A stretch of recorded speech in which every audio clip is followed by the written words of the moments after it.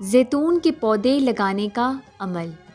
جگہ کے بہترین انتخاب، زمین کی تیاری، گڑھوں کی کھدائی بھرائی کے بعد پودے لگانے کا مرحلہ آتا ہے۔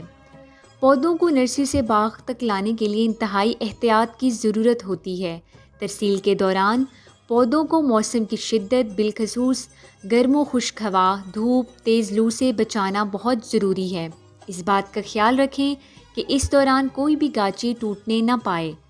بھرے گئے گڑھے کے درمیان میں پودے کی جڑیں یا گاچی کے سائز کے مطابق مٹی کو ہٹا کر اس میں پودا لگائیں۔ پودا اس طرح لگائیں کہ گاچی کی بالائی سطح ارد گرد کی زمین کے برابر ہو۔ زمین زیادہ اونچی یا گہری نہ ہو۔ تنے کے ارد گرد چند انچ تک مٹی چڑھا دیں تاکہ آپاشی کے وقت پانی تنے کو براہ راست نہ چھوئے۔ پودے کا تنا شروع میں انتہائی کمزور ہوتا ہے، اس لیے اس کو سہارا دینے کے لیے 2 سے 3 فٹ کی چھڑی یا پلاسٹک کا پائپ ساتھ میں باندھ دیں۔ لکڑی کی نسبت پلاسٹک کی چھڑی یا پائپ زیادہ موزوں رہتا ہے۔ پودے لگانے کے وقت اس کے ارد گرد فوراً ہی آپاشی کر دینی چاہیے، یا اس کے علاوہ پودے کے گرد مائکرو کیچمنٹ بنا کر بارشی پانی سے بھی فائدہ حاصل کیا جا سکتا ہے۔